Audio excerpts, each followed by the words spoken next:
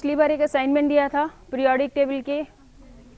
Good, कुछ चेहरे दिखे हैं, यस मैम याद किया है, दैट्स वंडरफुल। कितने लोगों ने याद किया है? नहीं पूरा नहीं, एस ब्लॉक कितने लोगों को याद है? S, good, that's very good. P block और एस ब्लॉक नहीं याद है? उसका हाथ नीचे क्यों कर रहे हो? एस, पी और डी। तो अगली बार जब कल मैं मिलूंगी तो एस, पी और डी तीनों में पूरी क्लास के हाथ उठने चाहिए, है ना? और बहुत आसान है याद करना जब भी। हाँ जी, ट्रिक एक ही ट्रिक है, अपने सब्जेक्ट से प्यार करो। जितना अपने लगाव से याद करोगे। मैं बहुत छोटा सा उदाहरण दे रही हूँ, ऑफ द क्लास की बात है। हम कोई गाने को कैसे याद करते हैं? क्या आप रटते हो? ऑटोमेटिक याद होता है। क्यों? सुनो ध्यान से, क्यों? क्योंकि वो रिदम में होता है, मजे लेके सुनते हो। बहुत सही कहा इसने, आप मन से सुनते हो। जो चीज आप मन से करोगे आपको शर्तिया याद हो गई और नाम के साथ याद होगी। एक मेरी रिक्वेस्ट और है, मैंने अधिकतर बच्चों को देखा है, आप लोग सिंबल के साथ जोड़ करके एक पंक्ति बनाते हो फिर याद करते हो। प्लीज ये ना करें। सिंबल के साथ याद करने के बाद एक दिन आप शुरू कर रहे हो, सुबह के दिन आपने सिंबल से शुरुआत की, उसके बाद 5-6 स्लाइड निकाल दो, उसके बाद हम उसको नाम से याद करें। फॉर एग्जाम्पल मैंने सी बोला, ये एस सी, फिर टी आई वी, तो मुझे याद होना चाहिए एस सी क्या है? Scandium, scandium, titanium, vanadium, chromium, manganese, iron, cobalt, निकल, जिंक। ये सीक्वेंस से याद होना चाहिए। उस समय अगर मैं मैग्नीज पूछ रही हूँ तो मुझे आजू बाजू का तुरंत ध्यान होना चाहिए कि मैग्नीज हाफ फिल स्टेट में है, तो मतलब 25 होना चाहिए। ये मैं आपको आज छोटी छोटी टिप्स बताऊंगी। पर ये है एस ब्लॉक से हम क्यों शुरू करते हैं? क्योंकि एस ब्लॉक सबसे छोटा ब्लॉक है। 7 पीरियड है या नहीं है? तो फिर झगड़ा किस बात का था? जब हमें पता है बच्चों, छोटी सी टिप है, जब मुझे पता है, जब मैंने 6S2 की बात की थी, 6 पे मैंने क्या कहा था? लेंथेनाइट शुरू होता है। छठा पीरियड डंडी का आपकी, छठे पीरियड पे ये देखिए एस्ट्रिक लगा हुआ है। और यहाँ मैंने आपको क्या बताया था? n-2 ऑर्बिटल उपकक्षक का भरना, यही कहा था। और किसकी बात की थी? थैलियम की, जो किसमें है? बोरोन का सबसे आखिरी, क्योंकि ये अभी आइडेंटिफाई नहीं हुआ है, प्रोसेस में है। तो ये जो 7th वाली रो है, 7th वाली रो जब मैं कह रही हूँ, या 7th वाला पीरियड है, ये अभी कंटिन्यूस चल रहा है, नॉट येट डिफाइंड। कुछ डिफाइन हुए हैं, कुछ का नॉमेनक्लेचर हुआ है लेटेस्ट, पर अभी ये प्रोसेस में है, डिस्कवरी में। तो यहाँ जब मेरा एक्टिनेट आता है तो मेरी ये दोनों पूरे कंप्लीटली फिल्ड है ना। यहाँ तो ट्रेंड भी नॉर्मल रहेगा, जो हमने पिछली बार बात की थी, पिछली परसों की क्लास में। ट्रेंड क्या क्या? साइज, आकार के बारे में बात की थी, आयनन विभव के बारे में बात की थी, बंधुता के बारे में बात की थी, इलेक्ट्रोनेगेटिविटी के बारे में बात की थी। तो ये जो ट्रेंड है ये बिल्कुल आकार के साथ जुड़े हुए हैं। आकार के घटने और बढ़ने के साथ ही हमारा ट्रेंड नॉर्मल रहेगा। डाउन द ग्रुप जाएंगे, आकार बढ़ रहा है तो बढ़ रहा है, कहीं घटेगा नहीं। लेफ्ट से राइट जा रहे हैं तो उसमें आकार घट रहा है, ठीक है। तो ये मुझे ध्यान होना चाहिए। जब मैं एस ब्लॉक की बात करी तो कुल सिर्फ 14 एलिमेंट याद करने हैं। कितने में से? मोटा मोटे अगर मैं लेती हूँ तो 118 में से। बहुत मोटा अगर मैं देखती हूँ तो अभी जो आइडेंटिफाइड हैं उन नामों के हिसाब से 118 हैं, है ना, अंदाज से। 118 छोड़ दो तो हम कितने ले लेते हैं? 103, 104, 105, 106। हालांकि मैंने 8, 9, 10, 11, 12, 10 तक दिए हुए हैं, है ना। उसमें से अगर मुझे 14 भी अच्छे कंठस्थ हो जाते हैं, उल्टा पुल्टा कैसे भी, चाहे मैं रो में पूछूं यानी पीरियड में, चाहे मैं ग्रुप में पूछूं, तो मुझे याद होना चाहिए। बहुत सिंपल है वो, क्योंकि शुरुआत हम एस ब्लॉक से करते हैं। जब भी नया पीरियड शुरू हो रहा है, नई आवर्त शुरू हो रही है, मैं सबसे पहले एस ऑर्बिटल उपकक्षक भरूंगी। तो हमें इलेक्ट्रॉनिक कॉन्फ़िगरेशन को करने के लिए इंपॉर्टेंट 2 टिप हैं आपके। पहला टिप कि मुझे एस ब्लॉक याद हो, सभी तत्व कौन से वाले आवर्त में मौजूद है। अगर मैं सीजियम की बात कर रही हूं तो छूटते ही मेरे दिमाग में आना चाहिए कि सीजियम पूरा आखिरी नहीं है, सेकंड लास्ट है और 6th में है। उसके बाद फ्रेंशियम है। क्लियर? और यही मैं अगर सीजियम के कॉन्फ़िगरेशन की बात करूंगी तो मुझे क्या चीज याद होनी चाहिए? नोबल गैस, ये मुझे याद होनी चाहिए। तो जब मैं 6S2 S1 भरूंगी सीजियम का, तो मेरे पास कौन कौन सी चीज कंप्लीट होनी चाहिए, नोबल गैस का 5th वाली रो पूरी होनी चाहिए कंप्लीट, यानी 5वीं आवर्त के अंदर जो भी नोबल गैस आएगा उस नोबल गैस का भरा हुआ होना चाहिए। और ये है हमारा जेनन, एक्सी जेनन है ना, और जेनन क्या है 54। ठीक है, तो अब मुझे कॉन्फ़िगरेशन सीजियम की लिखनी हो तो मुझे क्या करना पड़ेगा, पहले तो सीजियम की मुझे पोजीशन बताओ। तो सीजियम मेरा अल्कली अल्कलाइन में है, एस ब्लॉक में है, कहाँ है, फर्स्ट ए में है, तो यानी S1 कॉन्फ़िगरेशन, nth S1 ठीक है, n मुझे भी ध्यान नहीं है। तो मुझे अगर एस ब्लॉक के तत्व याद हैं तो मैं कर सकती हूँ उसको कि किसके बाद क्या आएगा, lithium, sodium, potassium, rubidium, caesium. तो छठे पे आ गया, तो ये मेरा किस में बदल गया, 6 में। तो डेफिनेटली इससे पहले मैंने जो पीरियोडिक टेबल का एक खाका बनाया था, तो इससे पहले मेरे पास क्या आएगा, यहाँ अगर 6th है तो इससे पहले क्या आना चाहिए, नोबल गैस, यानी 5th, और 5th के अंदर क्या आएगा, ये 5th में S भी है, P भी है, D भी है, F भी है, सभी हैं, लेकिन क्या क्या भरा हुआ है, हमेशा ध्यान रखो n-1 तो D भरता है, n-2 F भरता है। तो अगर मैं n-2, बच्चे लिखो नहीं, समझ लो, क्योंकि ये चीज़ बहुत सिंपल है, हम प्रैक्टिस करेंगे तो और समझ में आएगा। 5th में से अगर मैं 1 माइनस करती हूँ तो 4D, ये तो पॉसिबल है। 5th में से अगर 2 माइनस करती हूँ 3F, क्या ये पॉसिबल है, क्लियर। तो यानी इसमें एक्टिनाइड सीरीज नहीं है, लेंथेनाइड एक्टिनाइड सीरीज नहीं है, ये क्लियर है। और हमें पता है सीजियम के बाद बेरियम और फिर लेंथेनाइड है, ठीक है। तो अब मेरे पास क्या क्या भरा जाएगा, 5S, पहले तो ये 2 भरे जाएंगे, और उसके बाद मेरा क्या है, डी ब्लॉक है, संक्रमण तत्व, और संक्रमण तत्व कब भरे जाते हैं, आपके n-1 में, यानी 4D में। और 4D कब भरा जाएगा, सॉरी 5P कब भरा जाएगा, इसके बाद, है ना, 4D के बाद। तो मेरा 5S2 आ गया, और यहाँ क्या आ गया, 4D 1 से 10, क्लियर। 2 ये हो गए, ये हो गए, और P कितना है, 6, क्यों, क्योंकि मेरा जेनन तक पहुंचने के लिए मुझे ये ऑक्टेट कंप्लीट होना चाहिए। 5D था लेकिन खाली था, F है लेकिन खाली, तो मेरी कॉन्फ़िगरेशन क्या हुई, ये सारा मुझे मालूम होना चाहिए यहाँ तक। D भरेगा लेकिन कौन सा, अंदर वाला। तो बाह्यतम कोश हुआ है मेरा 6th, 6S1। उससे पहले सारी कॉन्फ़िगरेशन या तो आप सीधे सीधे लिख दीजिए जेनन की 54, और उसके बाद सीजियम की, यही है, यही है। देखो आप पीरियोडिक टेबल में एक बार देख लेते हैं, आपकी किताबों से ही है ये, आपके इसमें उलझता बहुत है अभी। 55 दिख रहा है। तो अगर मुझे एटॉमिक नंबर भी ध्यान है और जेनन का ध्यान है 54 है, तब तो कुछ करना ही नहीं, जेनन सीधे लिखा और सीजियम और S1, क्योंकि मुझे पता है 54 में एक आएगा तो 55 होगा और वो सीजियम ही होगा, क्लियर। तो मुझे वो जो जिगजैग आप बनाते हो, जो हम पैटर्न शुरू करते हैं कि जिगजैग बना के फिर हम कॉन्फ़िगरेशन लिखें, कुछ नहीं करो। पहला टिप, मुझे एस ब्लॉक के तत्व याद हो। दूसरा टिप, मुझे उसके अकॉर्डिंग, पीरियड के अकॉर्डिंग नोबल गैस ध्यान हो, क्योंकि नोबल गैस भरने के बाद ऑक्टेट यहाँ खत्म होता है, उसको खत्म होने के बाद ही मेरा एस शुरू होगा।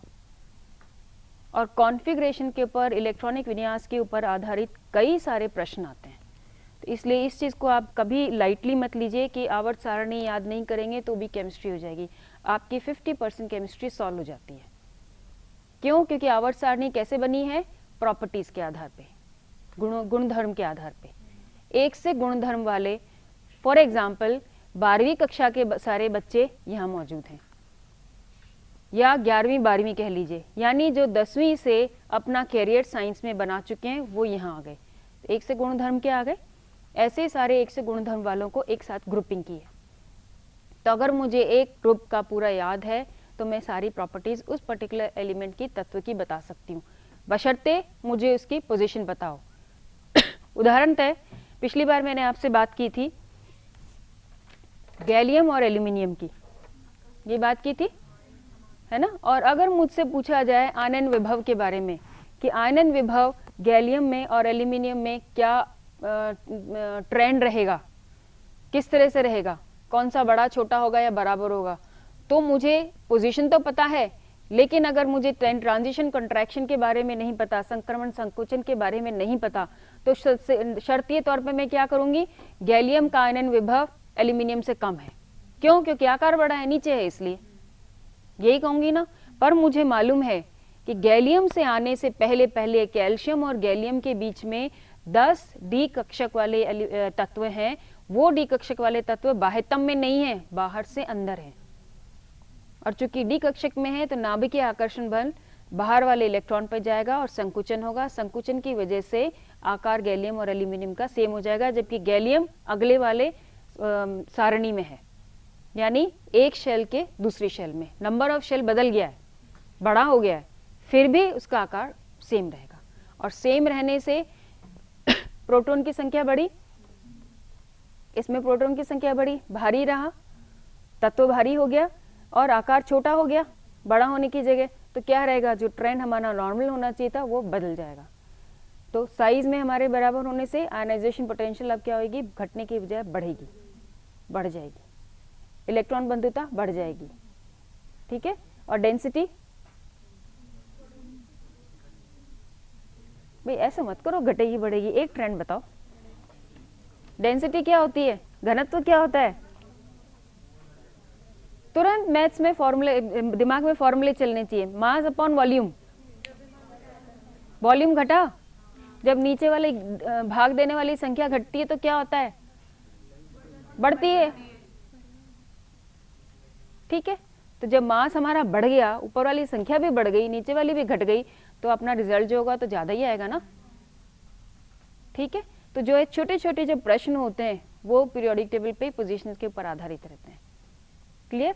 तो जब कल अपन क्लास में मिलेंगे तो एस ब्लॉक तो आपको नाम से ध्यान होंगे ही होंगे, कोशिश करिएगा पी में भी और डी परसों तक याद कर लीजिएगा, पर ये एस, पी और डी कंठस्थ होने चाहिए, ठीक है, और नाम के साथ होने चाहिए, सिंबल के अलावा। क्योंकि कई बार क्या होता है, हम टी आई और टी एल और टी एच इन सब में फर्क नहीं कर पाते हैं, ये अमूमन देखा गया है बच्चों के साथ।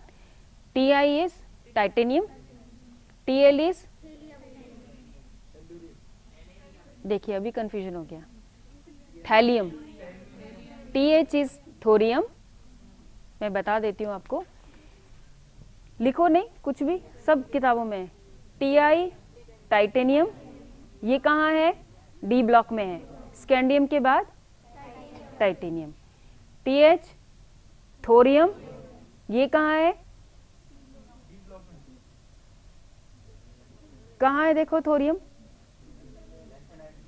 लेंथेनाइड सीरीज में, यानी अनस्टेबल रेडियो एक्टिव में, जिनसे विकिरण निकलती हैं, ठीक है। फिर हमने बात की थी टीएल की, कल मैंने परसों मैंने उदाहरण लिया था थैलियम, और हमारा एक है टेलुरियम, कहाँ है टेलुरियम, पी ब्लॉक में, पी ब्लॉक में देखो आप लोकेट करो, ये आपका टेलुरियम है ना। Oxygen, sulphur, selenium, tellurium, polonium. एक छोटा सा और आपको मैं यहाँ पे टिप दे देती हूँ, हमारे जितने नेचर के अंदर स्टेबल तत्व हैं वो कहाँ खत्म होते हैं, लेड और बिस्मिथ। आप देखिए बिस्मिथ के बाद क्या आता है, अभी मैंने आपसे बात की, पोलोनियम, कुछ नहीं, कैसे है बेटा, ये लेड है कार्बन के नीचे, हमने कल बात की थी परसों, बिस्मिथ है नाइट्रोजन का सबसे आखिरी, फिलहाल आखिरी क्योंकि अभी आइडेंटिफाई नहीं हुए, नाम नहीं दिए गए, और ऑक्सीजन के नीचे पोलोनियम। और हमने जब नाभिकीय विकिरण की बात की थी 10वीं क्लास में, जब साइंस शुरुआत की थी, तो हमने क्या क्या लिया था, पोलोनियम को हमने क्या पढ़ते थे, कुछ याद दिलाऊं आपको अगर ध्यान हो तो, अल्फा, बीटा और अल्फा, बीटा, गामा, क्या है ये विकिरणें, कहां से निकली थी, कौन सा एलिमेंट लिया था, पोलोनियम लिया था, तो पोलोनियम से निकला मतलब वो धीरे धीरे से डिसइंटीग्रेट हो रहा है, डिके हो रहा है। जो चीज स्थायी नहीं है, डिके हो रही है, इसका मतलब वो अनस्टेबल एलिमेंट में कहलाएगा। तो हमारा स्टेबल एलिमेंट की चेन कहाँ खत्म होती है? एक चीज और कोरिलेट करो, आपने 4 डिसइंटीग्रेशन सीरीज पढ़ी हुई हैं, नाभिकीय विकिरण आपकी सीरीज, जिसमें 3 हमारी कहाँ खत्म होती हैं? यूरेनियम से शुरू होकर के लेड पे, लेड के डिफरेंट आइसोटोप्स पे खत्म होती है ना 3 सीरीज। और एक सीरीज कहाँ खत्म होती है? जो नेपच्यूनियम से शुरू होती है, बिस्मिथ पे, है ना, यही है। तो हमने इतना तो नाभिकीय केमिस्ट्री पढ़ी है। पार्डन बच्चे, ये सीरीज आपने नहीं पढ़ी हो, लेकिन सीरीज के बारे में इतना तो आपने जानकारी ली होगी जब आपने रेडिएशंस की बात की होगी। आपकी पुस्तकों में दिया हुआ है ये कि हमारे पास 4 डिसइंटीग्रेशन डीके सीरीज होती है। वो धीरे धीरे डीके करते, अनस्टेबल एलिमेंट डीके होते होते होते स्टेबल पे आके रुक जाता है। जहां वो रुकता है वो आपका एंडिंग हो रही है 3 लेड पे खत्म हो रही है, एक आपकी बिस्मिथ पे खत्म हो रही है। फर्क सिर्फ, दोनों स्टेबल हैं, फर्क सिर्फ इतना है, ये इवन नंबर का है, इसका जो आपका एटॉमिक नंबर है 82 है, इसका 83 है। इवन नंबर और ये ऑड नंबर, इतना सा फर्क है। एक इवन नंबर की सीरीज है, एक ऑड नंबर की है। तो 3 हमारी इवन नंबर लेड पे खत्म होती है, एक आपकी ऑड बिस्मिथ पे खत्म होती है। ये मैजिक नंबर है, ये सब बात की बातें हैं, फिलहाल अपन इस पे बात नहीं करेंगे। तो हमारा कुल इतना कहना है कि बिस्मिथ तक हमारे जितने एलिमेंट्स कहलाते हैं नॉन रेडियो एक्टिव स्टेबल कहलाते हैं, स्थायी। पोलोनियम के आगे से जितने भी हैं आपके, polonium, astatine, radon, francium, radium, actinium की पूरी सीरीज, ये सारी आपकी, और एक्टिव में जब बात करेंगे तो सीरियम से लेके देखो आप, सीरियम, प्रोसोडियमियम, नियोबियम से सारी जितनी सीरीज हैं आपकी, सारी की सारी मैन मेड आर्टिफिशियल तत्व हैं जो कि radio active series, radio active elements कहलाते हैं। क्लियर है? तो ये छोटा सा उदाहरण मैंने इसलिए दिया है कि जब हम तत्वों के बारे में बातचीत करते हैं तो उनके साथ उनके गुणधर्म भी समझो।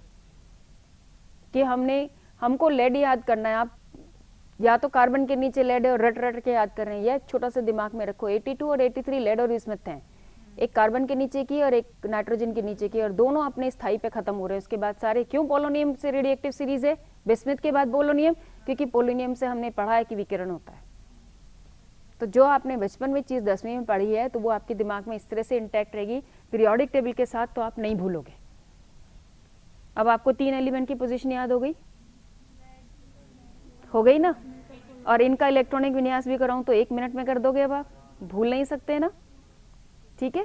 ये छोटे छोटे टिप्स होते हैं जब हम गुणधर्म के साथ किसी के तत्व की बात करते हैं। वो जो तुम्हारा प्रश्न था कि कैसे याद करें मैम, टिप क्या है, वो टिप बेटा यही है कि मैं एलिमेंट की प्रॉपर्टी के साथ कहाँ उसको मैंने पढ़ा और ये कैसे कोरिलेट हो रहा है, उसको अगर मैं याद करती हूँ, यानी मैं अपना जुड़ाव लगाती हूँ उसके साथ, एकेडमिक जुड़ाव लगाती हूँ, तो निस्संदेह मैं उसको भूलूंगी नहीं।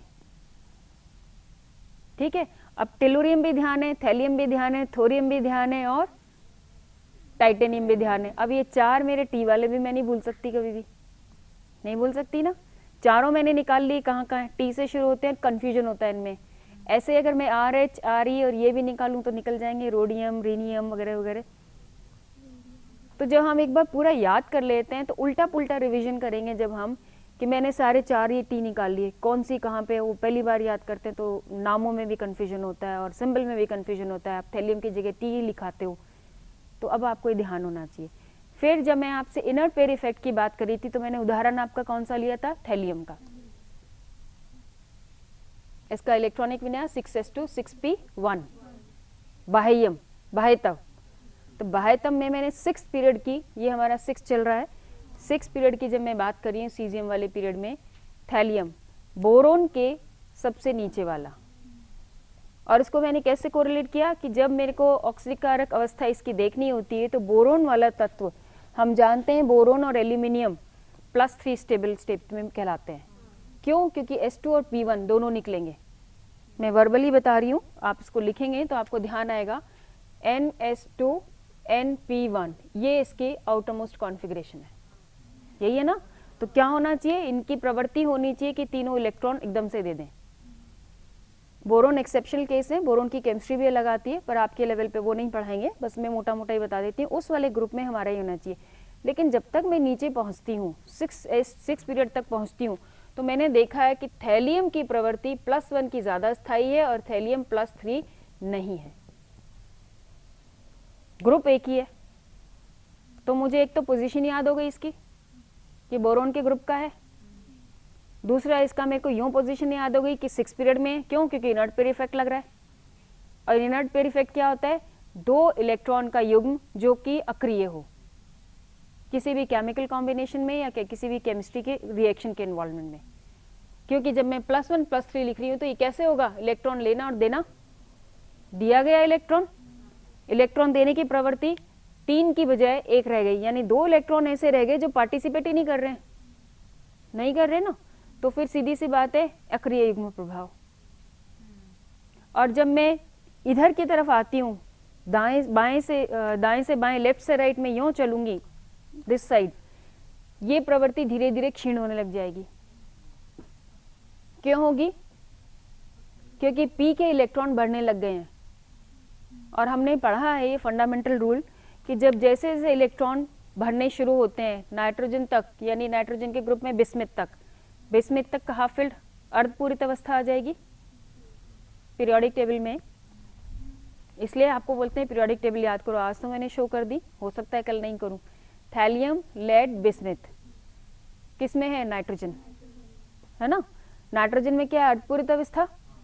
यहां तक हाफ फील्ड हो गया, तो प्रचक्रण एक तरफ में है, मैं चाहे सीधी की तरफ मानूं चाहे उल्टे की तरफ मानूं, यानी मैं क्लॉकवाइज लूं या एंटी क्लॉकवाइज लूं, पर तीनों एक ही डायरेक्शन में है। अब चौथा वाला इलेक्ट्रॉन आएगा तो उसकी स्पिन कैंसिल होगी, तो नाभिकीय आकर्षण बल नाभि की तरफ होगा, और बाएं से दाएं जाते समय छोटा भी होता जा रहा है क्योंकि वो शेल पूरा होने लगा है। तो छोटा होने लगेगा तो क्या होगा? नाभिकीय आकर्षण बल की जगह बल की वजह से जो एस का इफेक्ट है, जो इनर्ट पेयर इफेक्ट है, वो कम होता चला जाएगा। अब आपके जो टेंडेंसी ऊपर वाली थी वही रह जाएगी, यानी बाह्यतम कक्ष के सारे इलेक्ट्रॉन आपके पार्टिसिपेट करने के लिए तैयार हैं, लेने के लिए या देने के लिए। और हम जानते हैं जैसे जैसे साइज छोटा होता है लेने की प्रवृत्ति बढ़ेगी। क्यों? Halogen group, fluorine, chlorine, bromine, iodine, एस्टेटिन, क्या कमी है? 1 इलेक्ट्रॉन की। तो 5 इलेक्ट्रॉन देने की बजाय वो 1 इलेक्ट्रॉन लेके अष्टक पूरा करना आसान है। प्रोटॉन का नाभिकीय आकर्षण बल ज्यादा है, ठीक है। तो कुल मिला के हमारा जब बाएं से दाएं गए इनर्ट पेयर इफेक्ट कम होता चला गया। थैलियम में सबसे अधिक है, फिर लेड में और फिर बिस्मिथ में। इस पे आधारित जो मैं प्रश्न अमूमन बाद में करती हूँ, अभी आपको बता देती हूँ। एक उदाहरण तो ये दिया मैंने, दूसरा उदाहरण है आपके पास कार्बन के ग्रुप का, जो अमूमन हम प्रश्नों में देखते, इसमें एग्जाम में देखते हैं। कार्बन मोनोऑक्साइड, कार्बन डाइऑक्साइड, ठीक है, लेड मोनोऑक्साइड, लेड डाइऑक्साइड, इनमें से कौन सा स्थायी और क्यों? थोड़ा सा सोचना, करना, फिर बताना। तब तक मैं बचा हुआ बोर्ड साफ कर लेती हूँ। प्रश्न समझ में आ गया? दोनों के एक ही ग्रुप के हैं भैया, लेड और कार्बन, 4th के ही है ना। जिन्होंने बिल्कुल पीरियोडिक टेबल नहीं याद किए उनके लिए ये देखो, carbon, silicon, germanium, tin, lead, ठीक है। CSIGE SNPB, ये याद किया था, अब नाम से याद करना।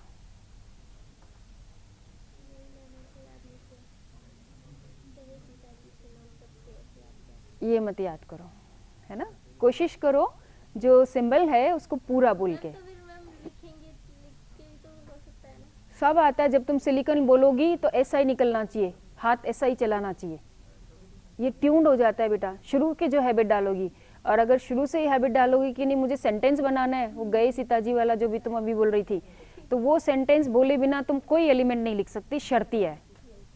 हमारे जब क्लास 10 के टीचर ने सबसे पहले फंडामेंटल बताया था, सिर्फ 1 दिन का टाइम दिया था कि 118 एलिमेंट आपको याद करके आने हैं, और आप मान के चलिए अगले दिन हमने याद करके सुनाए, और नाम और सिंबल के साथ सुनाए। उंगलियां भर ली, 1 रो पूरी 7 है ना आपके, ये 7 भर लिए। उठते बैठते देखते याद कर रहे हैं। सिंबल के साथ जब मैं Na बोल रही हूँ तो सोडियम निकल रहा है, Li दिख रहा है तो लिथियम निकल रहा है, तो दिमाग में आपके एम्बॉस होने लगता है। बनने लगता है। अगली बार कहीं भी आपको Li दिखेगा, लिथियम ही निकलेगा, और जब लिथियम बोलोगी तो Li लिखा जाएगा।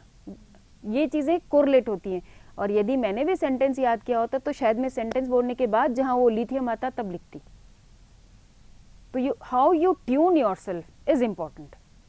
शुरू से अगर मैं सेंटेंस के भरोसे चलूंगी तो मैं बिना सेंटेंस, वो बीच में आ गया तो मैं उसको बिना सेंटेंस कंप्लीट किए नहीं पकड़ सकती। और अगर मैं ट्यूनिंग यही कर रही हूँ कि मैंने सिंबल लिख दिए हैं, 1 घंटे में 1 घंटा में ये याद कर लिया, 7 उनको रट लिया, दूसरे घंटे में दूसरा लिख लिया, रट लिया, और फिर उसको मैंने रिप्रोड्यूस किया। साइंस पंडित पोथी है बच्चों, आपको याद करनी है, पहले रटनी है, समझनी है, फिर उसको वापस रिवाइज करनी है। पंडित जी मंत्र बोलते हैं, सुना है? बिना पोथी के बोलते हैं ना। आप उनको 15 दिन तक कोई मंत्र नहीं बोलने दीजिए, 16वें दिन भूलने लगेंगे। साइंस भी पंडित पोथी है। आप जब तक रिवाइज नहीं करोगे अपना सब्जेक्ट, आप भूलने लगोगे। 100% है ये। कोई भी विषय आपने एक बार पढ़ लिया और आप सोचें आपको याद हो जाएगा, नहीं। आपको लॉजिकली समझना है, आपको अपनी मेमोरी में इसको एम्बॉस करना है, अंकित करना है। जैसे वो गढ़ता है ना, घड़े पे, वो किस पे, आपके बर्तन, पीतल के बर्तन पे नाम गढ़ते हैं, ऐसे आपको गढ़ना है। गढ़ने के बाद आप उसको मेमोरी में रख के छोड़ दीजिए, फिर रिवाइज करिए। रिवीजन इतना बढ़िया होगा, आपको नींद में भी उठाएंगे, आप एलिमेंट बोल सकते हो। वो गढ़ना चाहिए। तो इसलिए खैर मेरा ये बताना इसलिए था कि अभी आप बिल्कुल करियर पॉइंट पे हो और ये चीज़ें आपको टाइम सेव करती हैं। जब आप एग्ज़ाम में क्वेश्चन ऑप्ट करते हो, बाजू वाले ने अगर सब चीज़ रटी हुई है, याद है और उसको अलर्ट है, तो वो आपसे 2 मिनट में ज़्यादा प्रश्न कर लेगा और आप पीछे रह जाओगे। तो आपको कॉम्पीट करना है तो आपको अपने सब्जेक्ट का कमांड होना चाहिए, ये बिल्कुल सही बात है। तो खैर यहाँ जो मैं बात कर रही थी, कार्बन के ग्रुप के ही हैं दोनों, पहला और आखिरी, ये फ़र्क है। तो उससे क्या होगा, पहला और आखिरी होने से क्या ऑक्सीकारक अवस्था में कोई चेंज आएगा? मैंने टिप दी है आपको, ऑक्सीकारक अवस्था में कोई चेंज आएगी, ऑक्सीडेशन स्टेट में आ सकती है, नहीं होना चाहिए। आएगी या नहीं आएगी? क्यों आएगी? क्यों आएगी? क्या बढ़ने के कारण? तो आकार बढ़ने से क्या होगा? तो इलेक्ट्रॉन तो और लूजली बच देना चाहिए। आकार यदि बढ़ रहा है, आकार बढ़ रहा है तो नाभिकीय आकर्षण बल कम हुआ ना, कम होने से तो बहुत लूजली देना चाहिए, तो लेड की तो और बड़ी होनी चाहिए। तो क्या चीज हुआ बताओ? इनर्ट पेयर इफेक्ट, बोलो ना। अब भी मैंने समझाया था 2 मिनट पहले, अक्रिय युग्म प्रभाव के कारण दोनों आपके 4th ग्रुप में है। मैं कॉन्फ़िगरेशन लिखूंगी इसका, इलेक्ट्रॉनिक विन्यास, तो मेरा इलेक्ट्रॉनिक विन्यास ये होगा, ठीक है। पहले वाले कार्बन का N क्या है? 2, यानी सेकेंड सेल का S और P, यही है। दोनों इलेक्ट्रॉन निकलने की संभावना प्रबल है, और हम जानते हैं कार्बन CH4 है या नहीं है, चारों इलेक्ट्रॉन निकले, और CO, C double bond O, +2 state, +4 state. ये ज्यादा स्थायी है कि ये ज्यादा स्थायी है? +4। क्यों? क्योंकि पूरी शेल के इलेक्ट्रॉन आपके यूज हो गए। दूसरी बात, यहाँ एक कंसेप्ट और आता है, विद्युत ऋणात्मक, इलेक्ट्रोनेगेटिविटी। कार्बन की इलेक्ट्रोनेगेटिविटी कितनी है? याद नहीं है तो याद कर लीजिए।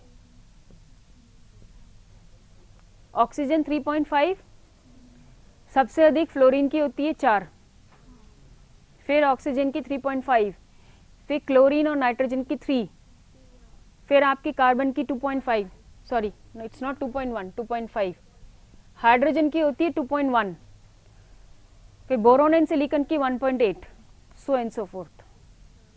पर कुल मिला के शुरू के मुझे हाईएस्ट कुछ याद होने चाहिए, और ये आपके कुछ प्रश्नों को सॉल्व करने में भी मदद देते हैं। इलेक्ट्रोनेगेटिव डिफरेंस है, तो जब अधिक डिफरेंस होगा तो क्या करेगा? ऑक्सीजन पूरे इलेक्ट्रॉन लेने की कोशिश करेगा या नहीं? और कार्बन के देने की टेंडेंसी है, यहाँ पे दे के वो आराम से स्टेबल रह सकता है। तो अंततः हमारे पास CO2 कार्बन डाइऑक्साइड मिल गया। और वैसे भी हम जानते हैं कार्बन डाइऑक्साइड अधिक स्थायी है, कार्बन मोनोऑक्साइड रिएक्टिव है। जो स्थायी नहीं होगा वो रिएक्टिव होगा स्थायी अवस्था में आने के लिए। मैं नीचे की तरफ ये जैसे जैसे आती हूँ, 2 की जगह क्या हो रहा है, ये 6s2 6p2 और S और P के बीच में क्या भरा गया। पीरियोडिक टेबल में देखती हूँ मैं 6 में चल रही हूँ तो यहाँ आई ना, क्या क्या भरा गया, 6 - 1 5d, 6 - 2 4f। कल ही परसों ही बताया था। 24 गुना प्रोटॉन की जब संख्या हो गई, नाभिकीय आकर्षण बल किस पे लगा, 6s2 भरने के बाद 6p आया तो उसको अपनी तरफ अट्रैक्ट किया, inert pair effect. Inert pair effect होने की वजह से क्या रहा, ये 6s2 आपका निकल नहीं सकता, डीपली एम्बेडेड है यानी अंदर की तरफ धंसा हुआ है। और ये इलेक्ट्रॉन चूंकि S में भी हैं जो कि स्फेरिकल स्ट्रक्चर के हैं, ठोस स्ट्रक्चर के हैं, तो इसमें से इलेक्ट्रॉन को अनपेयर करना, ये जो 2 इलेक्ट्रॉन है ये आपके S से हैं। अपोजिट स्पिन जब होगी तो स्टेबल अवस्था होगी, तो स्थायी अवस्था में से इसको अनपेयर करने में ऊर्जा अधिक लगेगी। और वो इतनी अधिक ऊर्जा होगी कि अगर हम कोई कंपाउंड बनाते हैं, कंपाउंड बनाने के बाद क्या निकलती है, जालक ऊर्जा। तो जालक ऊर्जा अगर अधिक हुई तो कंपाउंड स्टेबल होगा ना, निकलेगी ज़्यादा तो स्टेबल होएगी।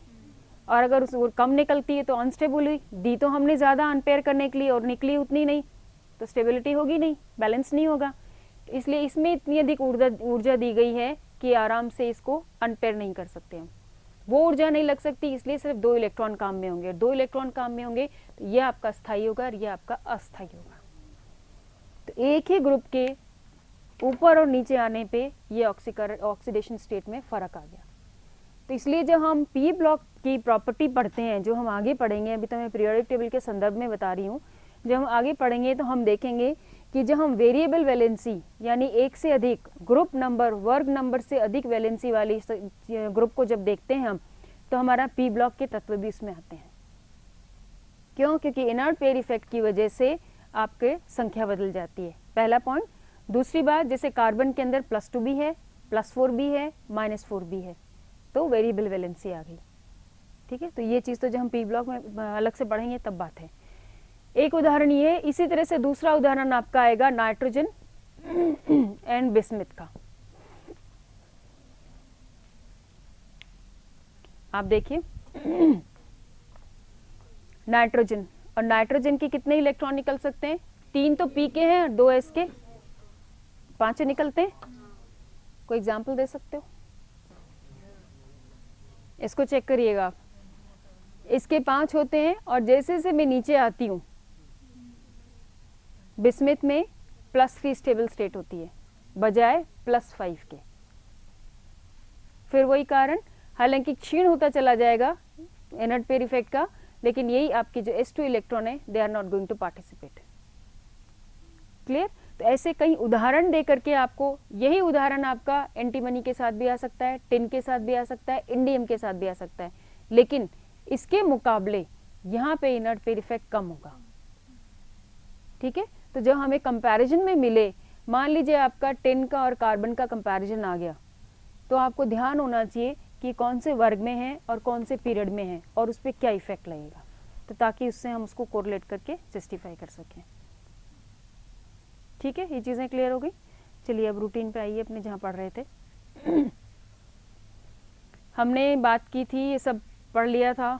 चलिए आगे चलिए, स्ट्रक्चर बता दिए थे आपको मैंने, समरी हमने कर ली थी, ये समब्रंश की भी बात हो गई थी। आगे चलिए, परिरक्षण प्रभाव में समझा चुकी हूँ, समझ में आ गया। शील्डिंग इफेक्ट, शील्ड यानी ढाल, और ढाल का मतलब होता है किसी चीज़ को रोकना। तो हम किस चीज़ को रोक रहे हैं यहाँ, नाभिकीय आकर्षण बल को बाह्यतम इलेक्ट्रॉन तक। बाह्यतम इलेक्ट्रॉन की क्यों बात करते हैं हम, मैं बाह्यतम इलेक्ट्रॉन की ही बात क्यों कर रही हूँ भाई,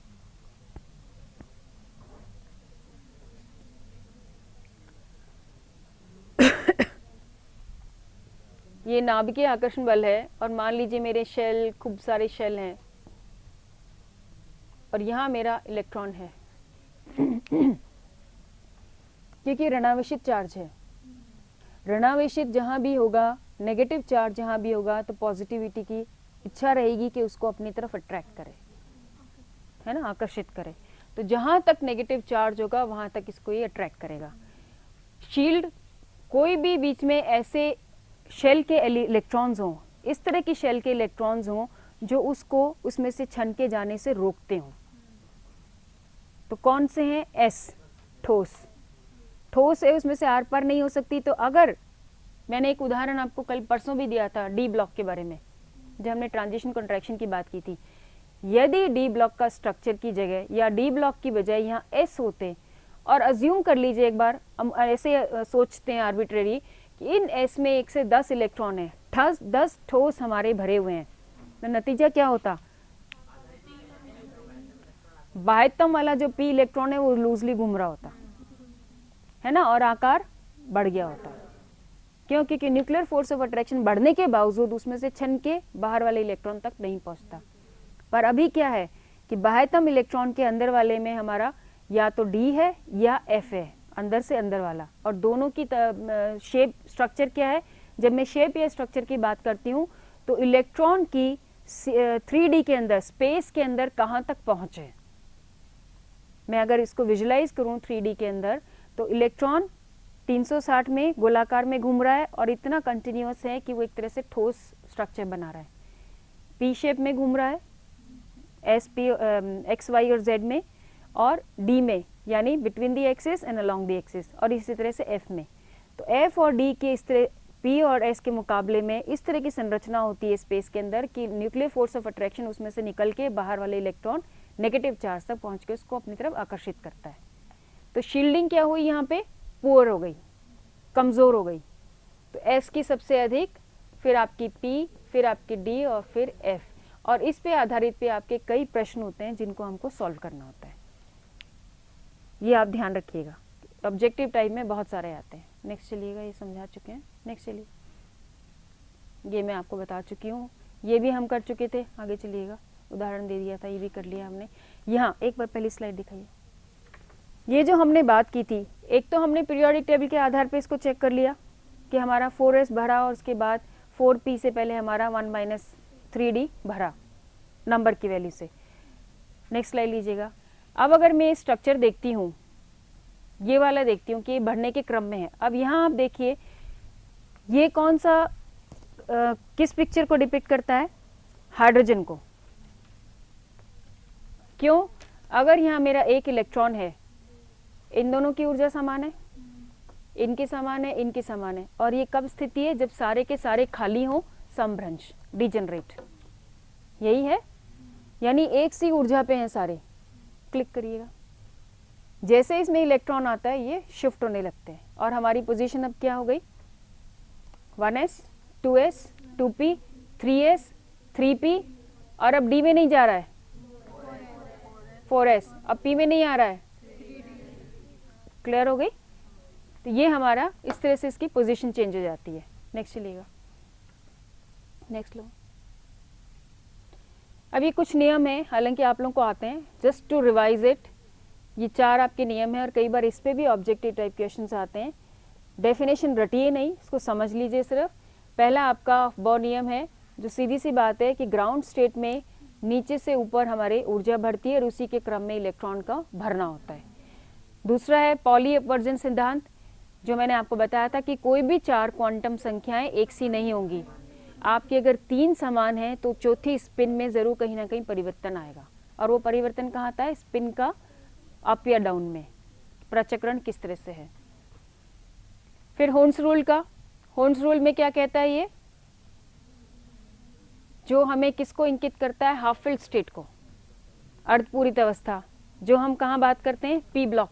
फॉर एग्जाम्पल हमारे पी ब्लॉक में 3 पी है, एक्स, वाई और जेड।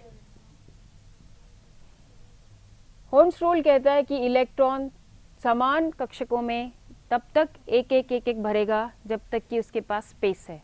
यदि ये 5d कक्षक होते तो मेरे पास एक और आता। चौथा वाला इलेक्ट्रॉन अगर आ रहा है तो अब ये पेयर होगा।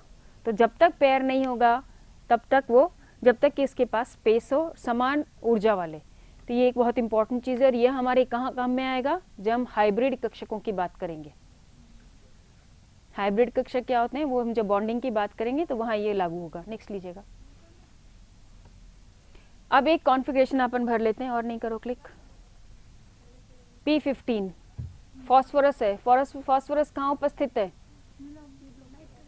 P ब्लॉक, नाइट्रोजन में। गुड, नाइट्रोजन में, और नाइट्रोजन में है तो हाफ फिल्ड स्टेट होनी चाहिए पहली बात, और नाइट्रोजन के ठीक नीचे है तो मुझे पता है नाइट्रोजन कौन सी वाली है, मैं P ब्लॉक का पहली रो में, P ब्लॉक की पहली रो है तो क्लिक करते ही मुझे क्या समझ में आना चाहिए कि P ब्लॉक पहली रो मतलब मेरा सेकेंड ऑर्बिटल है, यही है। तो सेकेंड ऑर्बिटल में भरा जाना चाहिए, और नाइट्रोजन के अंदर मेरा अगर हाफ फिल्ड स्टेट है तो फॉस्फोरस में भी हाफ फिल्ड स्टेट होगी, लेकिन इसके नेक्स्ट है तो थर्ड आएगा, आवर्त सारणी तीसरी होगी, तो 3s2 3p3, और उससे पहले वाला नोबल गैस नियॉन। इतनी देर नहीं लगनी चाहिए थी, नेक्स्ट टाइम इससे भी जल्दी आंसर देना। नियॉन है ना, क्यों, क्योंकि मेरे पास क्या है 3s2 आया और 3p3 आया, ये कितने हो गए 5, 10वां क्या है नियॉन, 15 ही तो है, P15 सामने लिखा हुआ है। अब मुझे कोई जिगजैग नहीं बनाना पड़ा, नहीं बनाया ना, मुझे नोबल गैस ध्यान था, मुझे इसकी पोजीशन पता थी, छूटते ही मैंने आवर्त सारणी यानी आउटर मोस्ट कक्षक कौन सा होगा वो पता किया, पोजीशन पता है, हाफ फिल्ड स्टेट है 3s2 3p3, 5 इलेक्ट्रॉन 10, यानी 10 कहाँ से आए, नोबल गैस से। नोबल गैस 10 में कौन सी होती है, नियॉन होती है। Clear, we didn't take any time to find the, zigzag बना रहे हैं, फिर उसको एरो बना रहे हैं, फिर उसको राइट डाउन कर रहे हैं, we save time for our competition exams. Clear, अब इसको भरना देख लेते हैं। Although it's very simple, just एक ट्यून करने के लिए होता है। चलिए नेक्स्ट चलिएगा, क्लिक करिए। 2 इलेक्ट्रॉन 2s में आ गए, क्लिक करिएगा। अब 11 इलेक्ट्रॉन भरने हैं तो हमारे क्लिक करते जाओ, P6 में आ गए, फिर हमारे नेक्स्ट थर्ड शेल शुरू हो गई, और अब जो 3 इलेक्ट्रॉन बचेंगे वो आपके सिंगली ऑक्यूपाएंगे। हुंस रूल क्या कहता है कि 3 अगर कक्षक आपके उप कक्षक खाली हैं, समान ऊर्जा वाले हैं, तो आपके तीनों इलेक्ट्रॉन सिंगली ऑक्यूपाई होंगे, अनपेयर्ड अप नहीं होंगे। और फॉस्फोरस के नेक्स्ट क्या है भाई, नहीं याद आए तो ये सोच सकते हो नाइट्रोजन के बाद ऑक्सीजन, ऑक्सीजन के नीचे सल्फर, तो सल्फर होगा। ठीक है, तो ये छोटे छोटे टिप्स हैं, पीरियोडिक टेबल में जब आप याद करते हो तो आपको ये हेल्प भी करती हैं। तो अगर मेरे को यहाँ पे सल्फर होता तो सीधी सी बात है P4 कॉन्फ़िगरेशन हो जाती है ना। और वो मालूम है हमको कि जब सल्फाइड आयन की बात करते हैं तो सल्फाइड आयन में सीधा सा मुझे H2 माइनस दिखता है। कहाँ से आया H2, याद करना हो तो बस छोटे छोटे टिप्स हैं ये। हाइड्रोजन सल्फाइड, और हाइड्रोजन का तो सीधा सा बताया +1 आएगा, रेयर केसेस में माइनस आता है, अदरवाइज +1 आता है। +1 आता है, ये सीधा H2S यानी 2 हाइड्रोजन निकाल दीजिए, S2 माइनस हो गया, और द रिवर्सिबल वाइस वर्सा।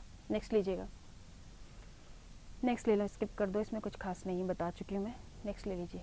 अब ये पहले एक बार ये हमारे लिए बहुत इंपॉर्टेंट चीज़ है, कुछ प्रश्न इस पे आधारित भी होते हैं, और ये फिर वही रिवाइज कर रही हूँ मैं, आपसे रिपीट कर रही हूँ कि हमको पीरियोडिक टेबल में तत्वों की अगर पोजीशन ध्यान है तो हम अर्धपूरित और पूर्ण पूरित की स्टेबिलिटी के आधार पे सीक्वेंस बना सकते हैं, या कौन सा अधिक स्थायी होगा कौन सा कम, ये बता सकते हैं।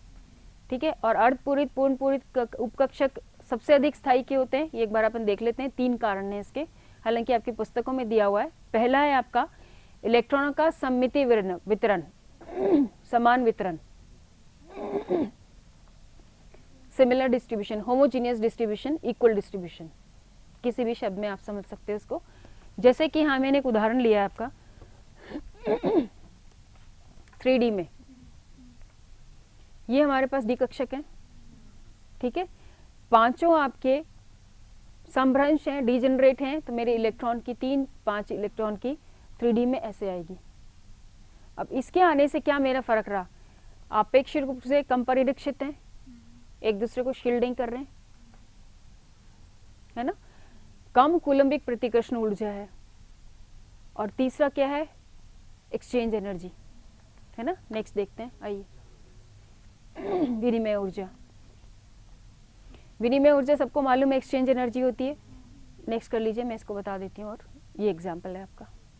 मैं अगर पहले वाले इलेक्ट्रॉन को देखती हूँ इस इलेक्ट्रॉन की कितनी है, 1 2 3 4, सेकेंड वाले की इतनी, थर्ड वाले की इतनी, 4 वाले की, इन सब को अगर मैं समायोजित करती हूँ, सम अप करती हूँ, तो मेरे पास इतना सारा एक्सचेंज एनर्जी है जो इसको औरों से अधिक स्थायी बना रही है। क्लियर है? और ये आपकी पुस्तकों में ही दिया हुआ है, तो इसलिए नोट नहीं करिए, सिर्फ समझ लो इसको। तो हमारे पास ये 3 पॉइंट सबसे इंपॉर्टेंट हो गए जो हाफ फिल्ड स्टेट को औरों से अधिक स्थायी बनाते हैं। और अधिकतर ये देखा गया है कि अगर close to half filled state हो तो हाफ फिल्ड स्टेट पहले भरी जाती है और इलेक्ट्रॉन दूसरे वाले कक्षक में ऑड नंबर में पाया जाता है।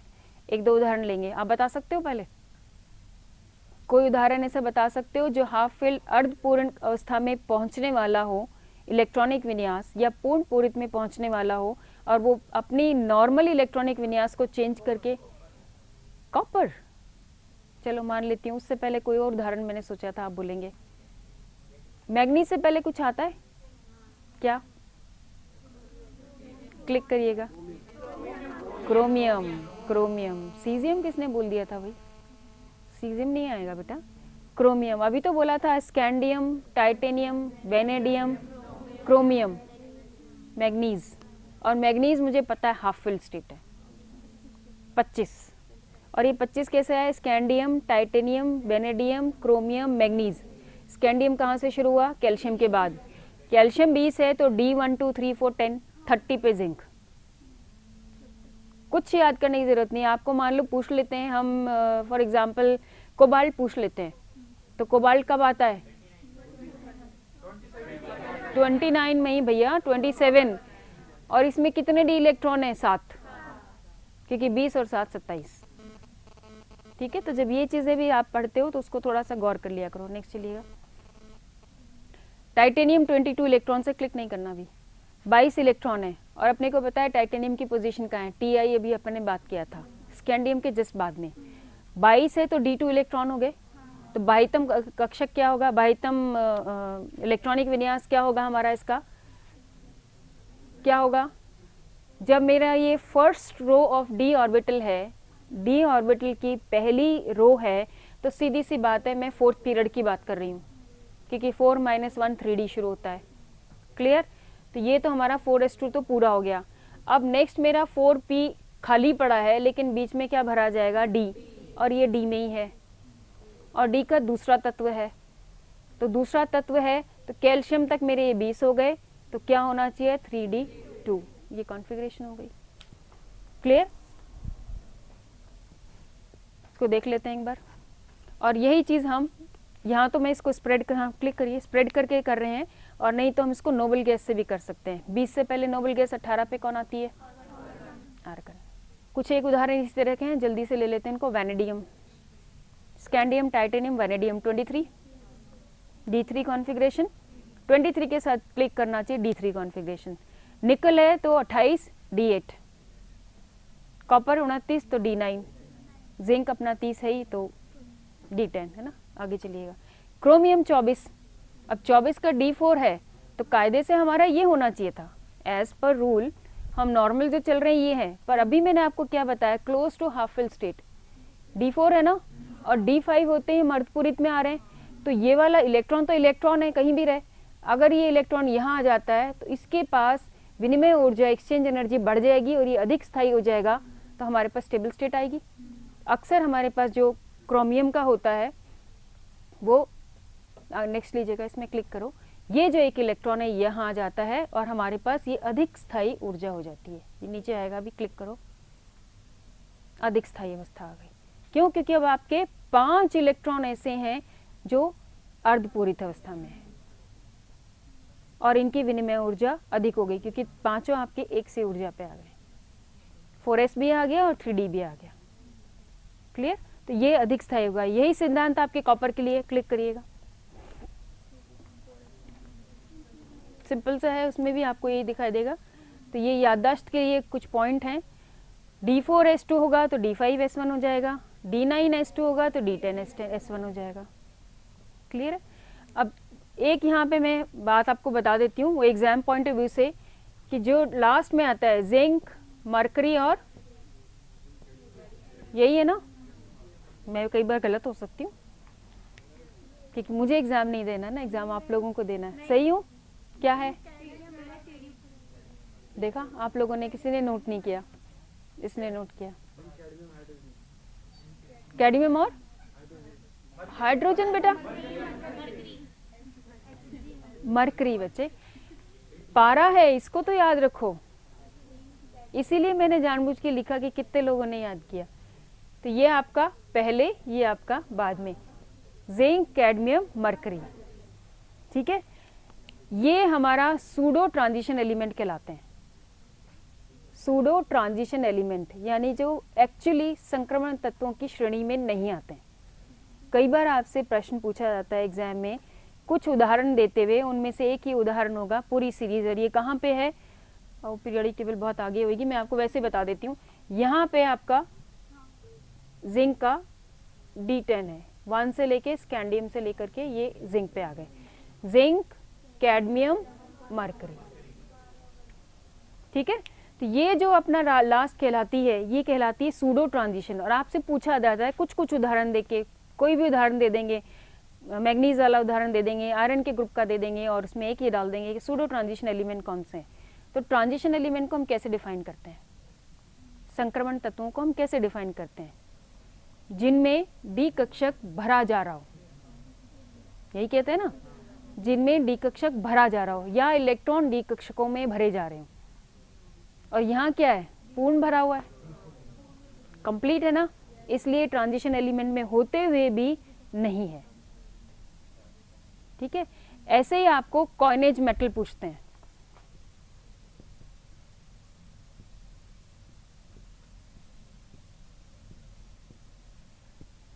कॉइन एज, COIN, कॉइन, सिक्के,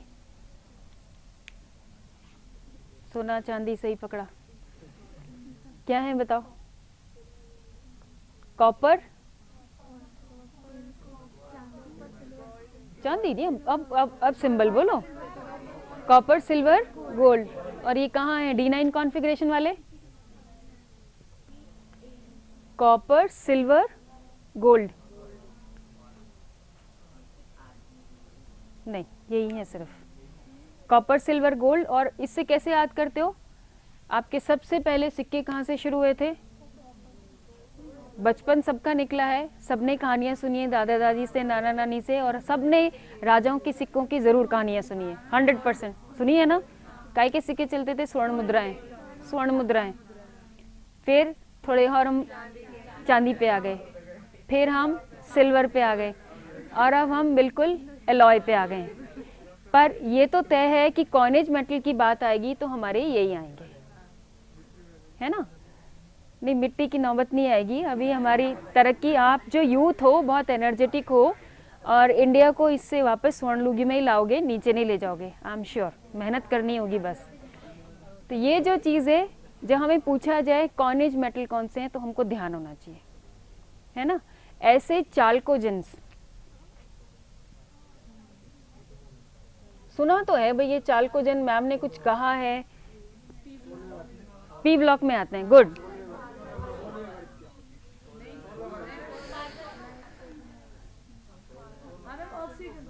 चाल्कोजेन का मतलब होता है जो ओर फॉर्मिंग हो, है ना, जो ओर से बनते हो। और वो कौन से हैं आपके? ऑक्सीजन वाला ग्रुप, पूरा ऑक्सीजन का। तो ये छोटी छोटी सी पीरियोडिक टेबल से रिलेटेड टिप्स हैं जो आपकी किताबों में भी दी हुई हैं, पर ये एग्जाम के लिए आपको हेल्प करती हैं। क्योंकि जब हम पढ़ते हैं, रूटीन में एक्सरसाइजेस करते हैं, तो हम ये चीज़ें स्किप कर देते हैं। होगा कोई चाल्कोजेन एलिमेंट्स अपने को नहीं मतलब, होगा कोई कॉइनेज मेटल, बट जब कॉइनेज मान लो आपने नहीं भी पढ़ा फॉर एग्जाम्पल नहीं भी पढ़ा, और जब शब्द आया कॉइनेज, तो क्लिक करना चाहिए, उसको गौर से पढ़िए कि कॉइनेज यानी कुछ सिक्के से संबंधित बात है। तो कॉमन सेंस क्या कहती है कि सिक्का बनाने वाले मेटल, सिक्का बनाने वाले मेटल हमें पता है कौन कौन से होते हैं, बचपन से जो चीज़ पढ़ते हैं उसको कोरिलेट करिए और इमीडिएटली आइडेंटिफाई करिए, these are the coinage metals. ऐसे जब डी तत्वों में हम ट्रायड की बात करते हैं, 9 तत्वों का ग्रुप है, निकल, आयरन, और कहाँ से शुरू किया था हमने? Scandium, titanium, vanadium, chromium, manganese, iron, cobalt, निकल। कॉपर जिंक की हमने बात कर ली। ये जो ग्रुप है आपका 9 का, ये ट्रायड कहलाता है। मतलब ये 1 2 3, और इसको आपने ग्रुपिंग किया होगा तो ये फर्स्ट एंड सेकेंड होता है, और ये आपका कौन सा कहलाता है? Third, fourth, fifth, six, seventh, eighth, तीनों को एक साथ करते हैं ना। ये 9 तत्वों की एक सी प्रॉपर्टी होती है, इनको हम ट्रायड ग्रुप में कहते हैं। तो जब हम पीरियोडिक टेबल पढ़ेंगे, जिस तरह से अभी अपन पढ़ रहे हैं, तो चूंकि अभी आपकी नेक्स्ट सर आ गए हैं तो मैं यहीं कटिल करती हूँ काम अपनी चीज़ों को। तो जब हम पीरियोडिक टेबल पढ़ते हैं तो प्रॉपर्टीज़ के साथ साथ ये छोटी छोटी चीज़ें और पढ़िए कि जो 9 एलिमेंट है वो एक साथ क्यों हैं, कॉइनेज एलिमेंट कौन से होते हैं, चाल्कोजेन कौन से होते हैं, सूडो ट्रांजिशन एलिमेंट कौन से होते हैं, ताकि अपने को एग्जाम में अगर कोई ऐसा ऑप्शन मिलता है तो उसको हम छोड़े नहीं। क्लियर? तो कल जब मिलेंगे तो पीरियोडिक टेबल की पूरी याद होगी।